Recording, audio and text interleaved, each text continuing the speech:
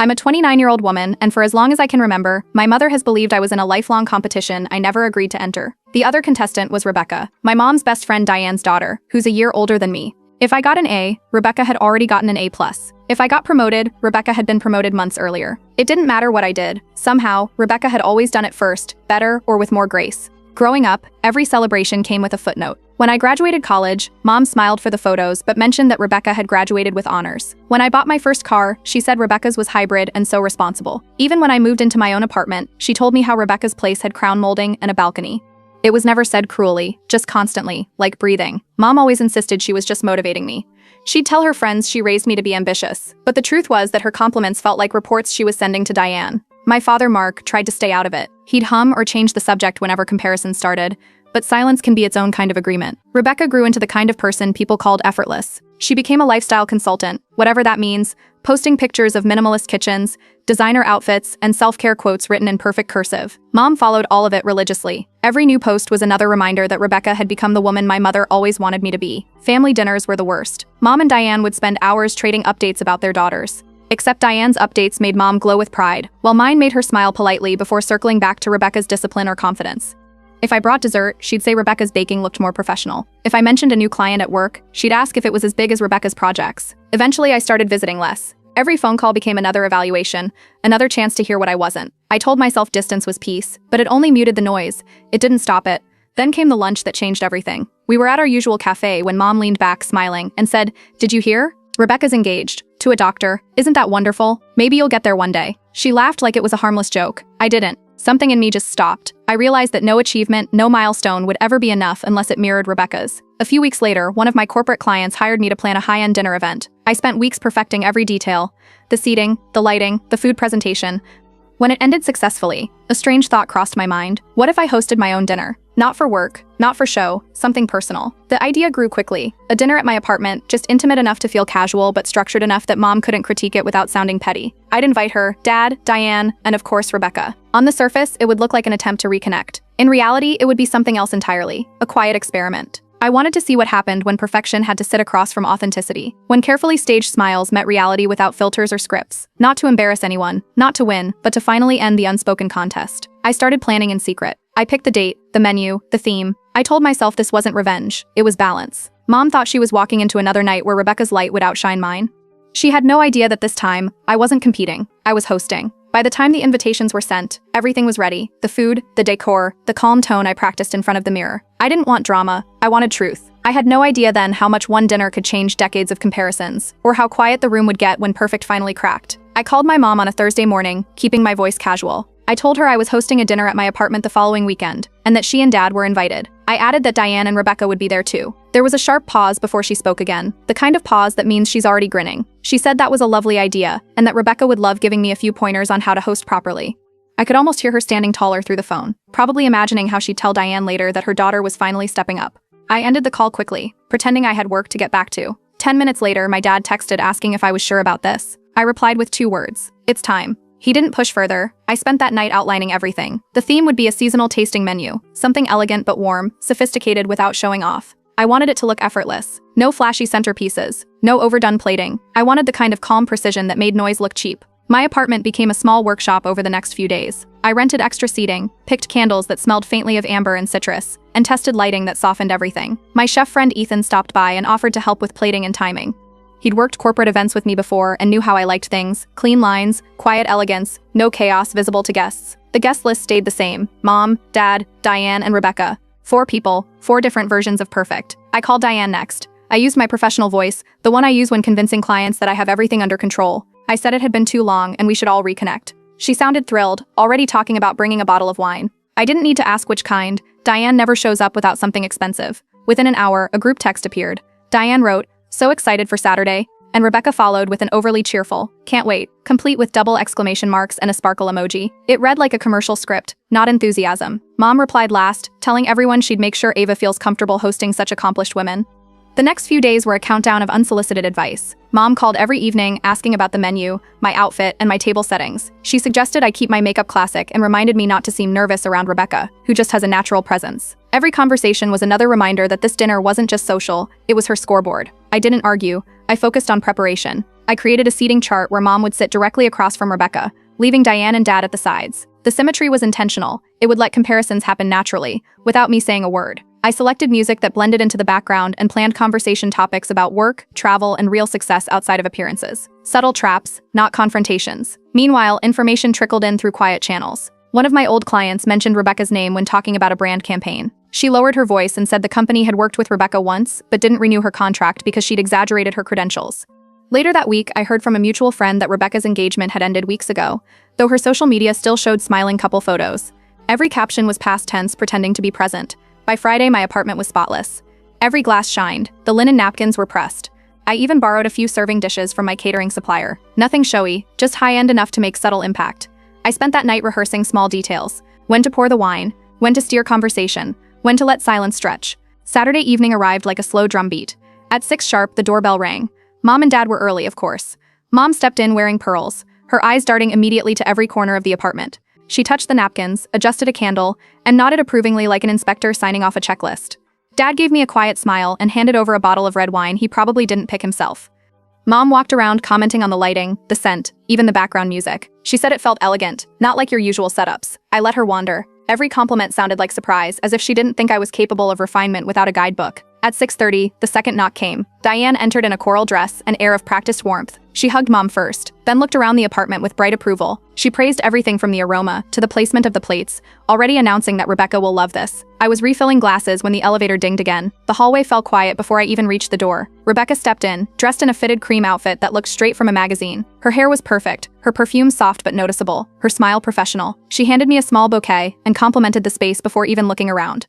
Her eyes flicked across the room in calculated rhythm. Walls, table, guests, herself in reflection. For a moment, the air felt charged. Mom's face glowed with pride. She seemed convinced the evening was about to become another chapter in her ongoing campaign for Rebecca's perfection. Diane's chatter filled the gap, and Dad poured wine like a peacekeeper. Rebecca took her seat exactly as I expected, across from Mom, angled slightly toward the light. Her posture was flawless. Her tone was breezy. But there was a stiffness, a layer too polished to be natural. I walked back to the kitchen, adjusted a plate, and caught a glimpse of the reflection in the glass door. 4 guests sat around my table, each pretending not to measure the others. The stage was set exactly how I wanted. The performance was about to begin. Dinner started like a performance everyone had rehearsed. Rebecca complimented the decor in that light, polished tone that fills space without warmth. Mom beamed across the table, already turning the compliment into her own validation, saying she always told me to add a woman's touch to my apartment. The first course came out on small plates, pumpkin bisque with toasted seeds. The chef friend I'd hired worked silently in the kitchen, moving like a ghost while I carried plates to the table. Rebecca photographed her bowl before lifting the spoon. Mom leaned forward to mention how Rebecca's clients would love this kind of presentation. The conversation unfolded like a tug-of-war wrapped in politeness. Diane praised the food, Mom redirected attention toward Rebecca's latest global clients, and Rebecca talked about her consulting firm in the city. Her words sounded memorized, each sentence rehearsed for admiration. Mark asked casual questions about her fiancé, the doctor. The pause that followed was brief but sharp. Rebecca stirred her soup and said he was traveling for work, then immediately changed the subject to business growth.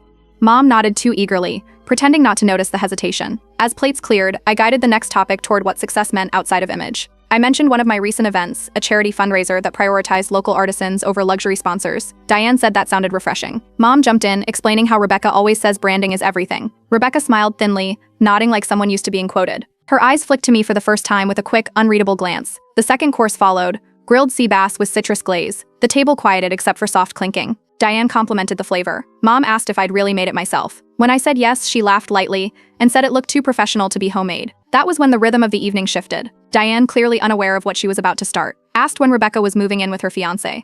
The question landed like a dropped glass. Rebecca froze, then smiled a little too wide, saying plans had changed due to career transitions. Mom's hand twitched against her napkin. I let a small silence stretch before speaking. I mentioned that one of my clients used to employ Rebecca's firm but had decided not to renew because of a branding mismatch. I didn't elaborate. I just poured more wine and passed the bread. No one spoke for several seconds. Diane blinked in surprise. Mark studied his plate. Mom's eyes flicked from Rebecca to me, then back again.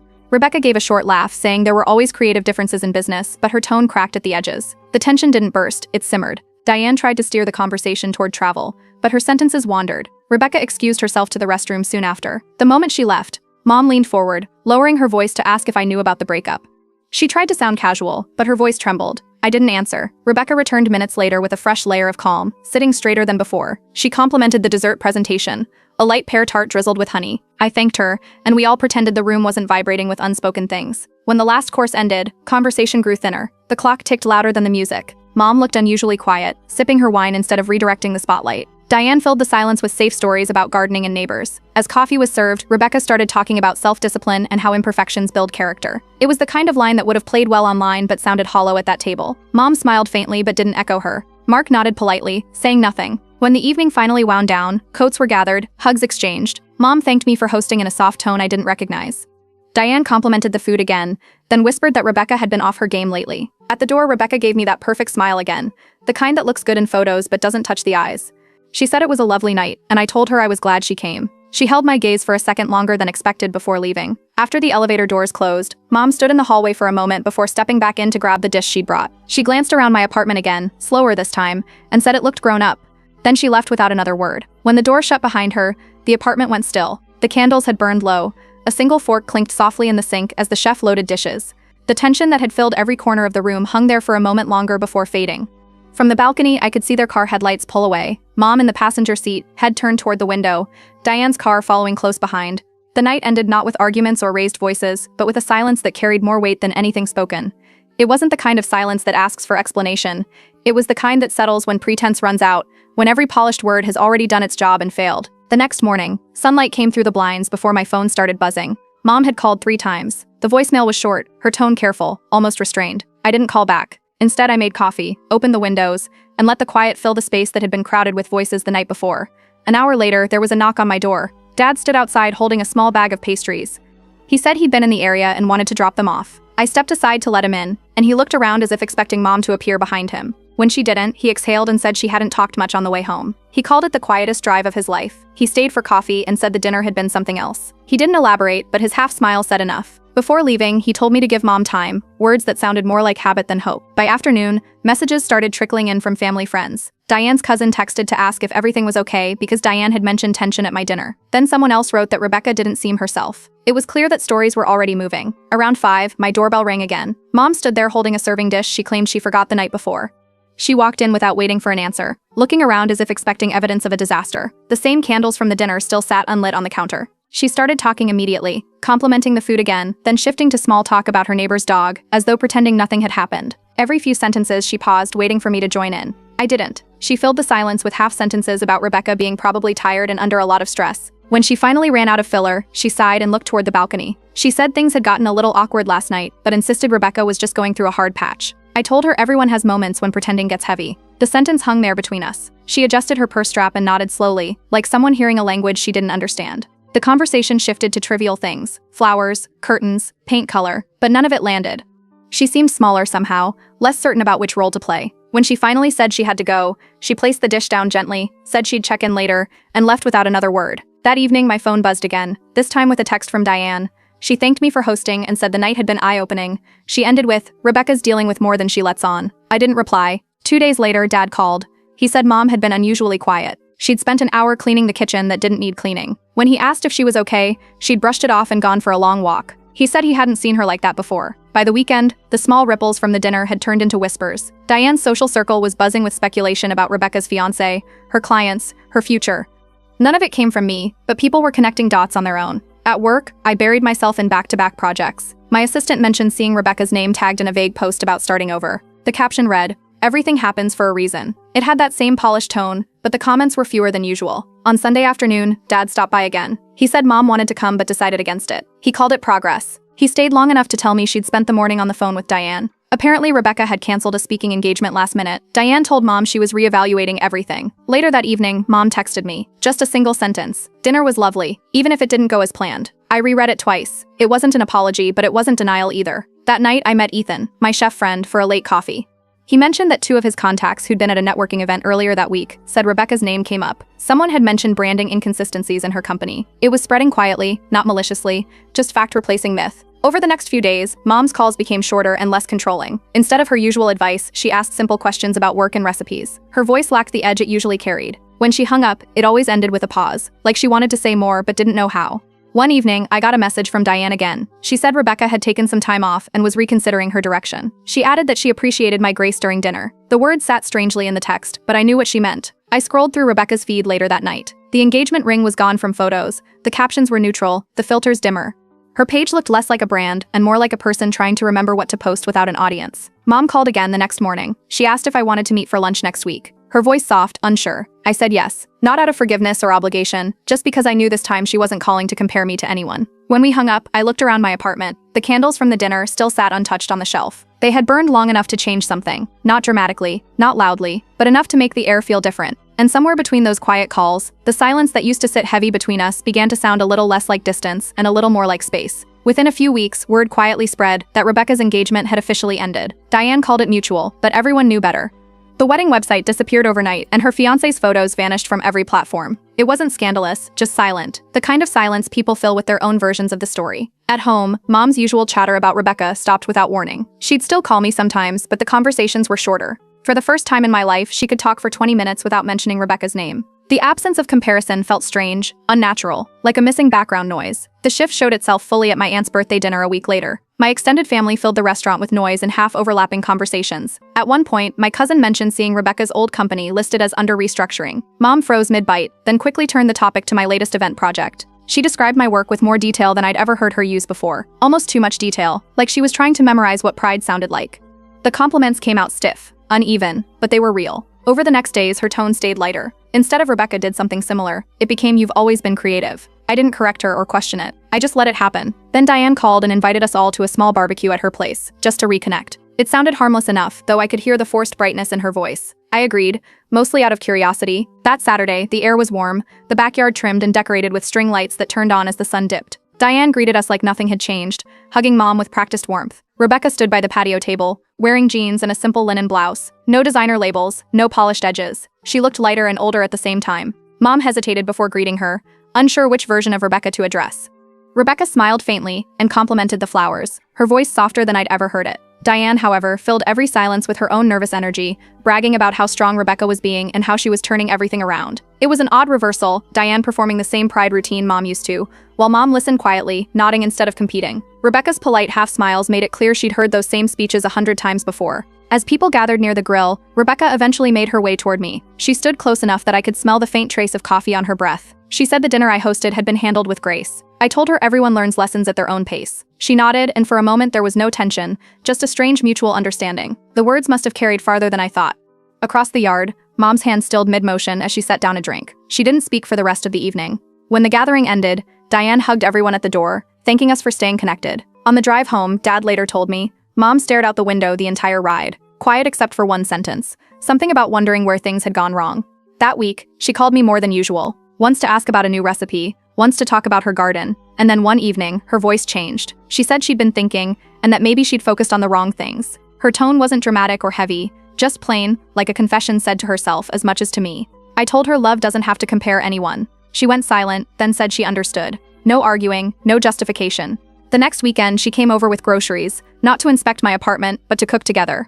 There were no remarks about Rebecca, no corrections about seasoning or style. She just chopped vegetables and asked about my clients, listening like it was something new she discovered she could do. We ate quietly at the counter. Between bites, she said she'd spoken to Diane again, that Rebecca might be moving out of the city for a while. She didn't say why, only that Diane sounded relieved. After she left, I stood in the same apartment where all of this had started, the same walls that once felt like a stage. The comparisons, the silence, the dinner, they had rearranged something invisible. It wasn't about winning or proving anymore. That night, Mom sent me a text before bed. Proud of you. For everything. No footnotes, no names attached. It was short, awkward, and perfect in its simplicity. For the first time, silence didn't feel like something missing. It felt like peace settling exactly where it belonged. A week after the barbecue, Diane called and asked to meet for coffee. Her voice was lower than usual, missing the polished excitement she normally carried. She said she owed me some honesty. We met at a small cafe halfway between our offices. She arrived early, sitting by the window with her phone face down.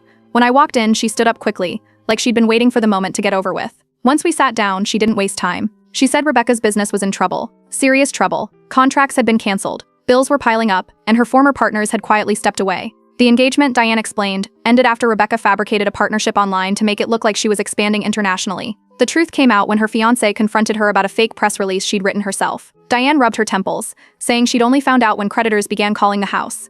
She admitted she'd spent years convincing herself Rebecca was unstoppable, even when she saw cracks forming. I raised her to perform, she said, not to live. For a long time, we just sat there listening to the cafe hum around us. The sound of cups clinking, doors opening, people talking about normal things. Then Diane said something that caught me off guard. She told me the dinner I'd hosted had been the first time she'd seen someone handle truth without tearing anyone down, that it made her realize strength wasn't loud, it was steady. When we left, she hugged me tightly and told me to take care of my mother. Her tone made it clear she'd already told Linda everything. That evening, there was another knock on my door. Mom stood there holding a small container of soup, her usual excuse when she didn't know how to start a conversation. She stepped inside quietly. There were no critiques about the lighting or my decor this time. She set the container on the counter and said she'd spoken to Diane. Then she just stood there, hands clasped. Her voice was soft when she said she finally understood how much she'd contributed to the problem. She admitted she'd spent most of her life feeling overshadowed by Diane, by her confidence, her social ease, her ability to make everything seem effortless. She said that when Rebecca started excelling, she saw it as proof Diane had done something right that she hadn't. She wanted me to have that same glow of pride attached to her name, even if it meant pushing me into a race I didn't sign up for. Her words weren't emotional or rehearsed. They sounded like someone finally setting something heavy down. I didn't interrupt her. I let her talk until the room grew quiet again.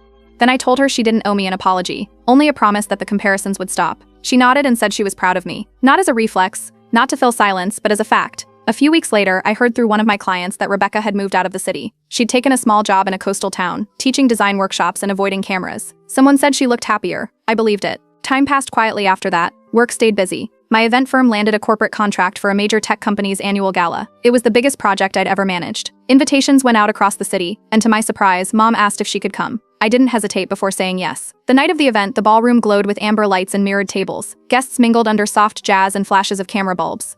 Mom arrived with Dad, both dressed elegantly but understated. She moved through the room carefully, introducing herself to people I worked with, smiling like she was proud just to be part of it. When the magazine photographer asked for a few pictures, she stood beside me, arm linked with mine. A few days later, the event made it to the local lifestyle pages with a small write-up, praising the coordination and design. The photo showed Mom and me standing together near the floral display, both of us mid-laugh. At the next family gathering, Diane brought a copy of the article. She showed everyone the photo, pointing out how natural we looked together. Mom laughed quietly, brushing off the attention, but there was pride in her eyes. Real pride, the kind that didn't need comparison to exist. Later that evening, she introduced me to someone new who'd asked about event planning.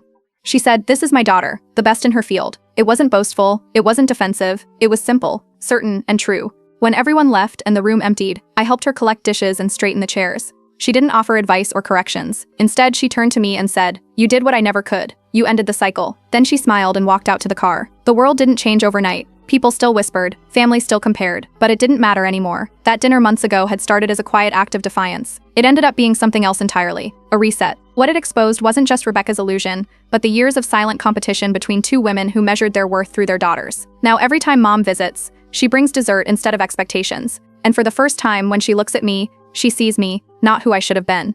Almost a year passed after the dinner that changed everything. Life moved at a quiet, steady rhythm. My event firm grew, my weekends stayed calm, and conversations with my parents no longer carried the tension they once did. The air between us had softened. Mom still visited now and then, never unannounced anymore. She'd bring flowers or a new recipe she wanted to try. Sometimes she'd compliment my cooking, or mention how peaceful my apartment felt. Occasionally, the old reflex would flicker. Her eyes would linger on something I owned, a tone creeping into her voice as if a comparison was waiting to surface. But she caught herself every time. Dad said she practiced it. He told me she'd pause mid-sentence, smile, and redirect. "She's learning," he said once, "just slower than most." Through him, I also heard updates about Diane and Rebecca. Rebecca had moved to a smaller city by the coast. She was running design workshops, no longer using her social media as a portfolio of perfection. People said she looked happier, healthier, and less rehearsed. Diane had shifted her own focus. She'd joined a local charity and started mentoring young women in business. The photos she shared online now showed community projects instead of luxury brunches. By early spring, my firm landed its biggest opportunity yet, a high-profile charity gala hosted by a regional foundation. It was the kind of event that could attract sponsors and open doors for national clients. I threw myself into the planning, not for recognition, but because it felt good to create something meaningful from scratch. A week before the event, Mom called. Her tone was cheerful as she talked about Diane possibly attending. Then she added, "I just hope you won't feel overshadowed." The words slipped out like muscle memory. For a moment, there was silence. Then I told her simply that I didn't compete with anyone anymore. I was proud of what I'd built. She hesitated, realizing what she'd said, and replied softly that she didn't mean it like that. I told her I knew. We left it there, no lecture, no correction. Sometimes silence is enough to show growth. The night of the gala arrived crisp and cool. The venue glowed under soft lighting, gold table settings reflecting the chandeliers above. Staff moved seamlessly, the band played smooth instrumentals, and everything ran like a quiet symphony. I checked the details one last time before stepping back to watch it all unfold. When the first guests arrived, I greeted sponsors, city officials, and clients.